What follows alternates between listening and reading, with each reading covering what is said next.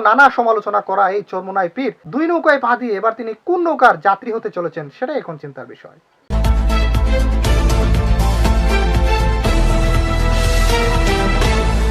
দর্শক, চরমোনাই পীরের ইসলামী আন্দোলন বাংলাদেশ এখন কোন দিকে মোড় নেবে সেটাই হচ্ছে প্রশ্নের বিষয়।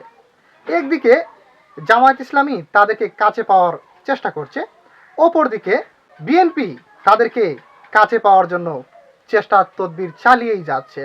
কিন্তু প্রশ্ন হচ্ছে, বিগত বছরগুলোতে আলোচিত সমালোচিত সেই চরমোনাই পীরের ইসলামী আন্দোলন কোন দিকে মোড় নেবে, কোন দিকে গিয়ে কোন দিকের পাল্লাকে তারা ভারী করবে এবং সেই ভারী পাল্লাকে ক্ষমতায় নিয়ে আসবে সেটাই এখন দেখার বিষয়।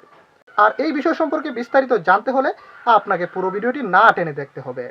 বিগত বছরগুলোতে বিভিন্ন কারণে আলোচনা এবং সমালোচনার মুখে পড়া চরমোনাই পীরের ইসলামী আন্দোলন এখন বর্তমান সময়ে খুবই গুরুত্ব পাচ্ছে নির্বাচন নিয়ে। সামনে যে সংসদীয় নির্বাচন আসছে সেই নির্বাচনে চরমোনাই পীর একটা বিশাল বড় বটগাছের মতো একটা গুরুত্ব পাচ্ছে তারা। যেমন তালে বিএনপি তাদেরকে কাছে পাওয়ার চেষ্টা করছে, তেমন তালে বাংলাদেশ জামাত ইসলামীও ইসলামী জোট গঠন করার জন্য তাদেরকে কাছে টানছে। এর আগে কয়েকদিন আগে বাংলাদেশ জামাত ইসলামীর বেশ কিছু নেতাকর্মী নিয়ে চরমোনাই পীরের বাড়িতে যান এবং সেখানে গিয়ে তাদের সাথে সামনে নির্বাচনগুলোতে বিভিন্ন ইস্যু নিয়ে এবং মতানৈক্য নিয়ে আলাপ আলোচনা করে তাদের সাথে একটা ঐক্য গড়ার জন্য তাদেরকে নিয়ে যে মিটিং করেছিলেন সেটা অনেকটাই আমরা সফল হতে দেখেছি।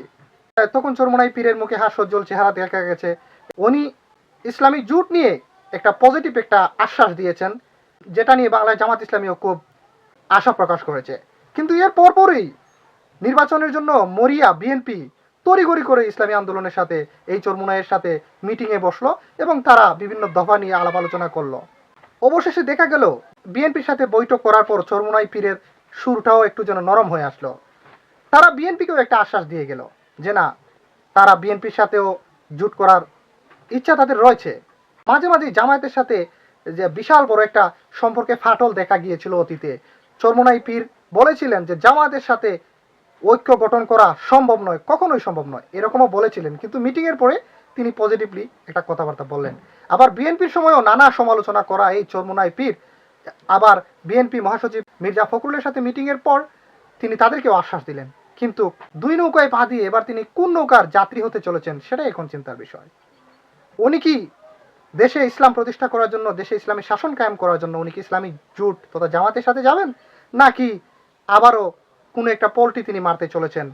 দেখা গেছে বিগত বছরগুলিতে আওয়ামী লীগের সাথে কোনো রাজনৈতিক দলই একমাত্র জাতীয় পার্টি ছাড়া কেউই নির্বাচনে যায়নি। কিন্তু তখন ইসলামী আন্দোলন বাংলাদেশ চরমোনাই পীর সেই নির্বাচনে গিয়েছিল। বরিশালে সেই ফজলুল করিম ছাত্রলীগের হাতে ব্যাপক মারধরের শিকার হয়েছিলেন এবং ওনার মুখ দিয়ে রক্তও বের হয়েছিল, সেটা দেশবাসী সকলেই দেখেছে। তখন তাদের হুঁশ ফিরেছিল।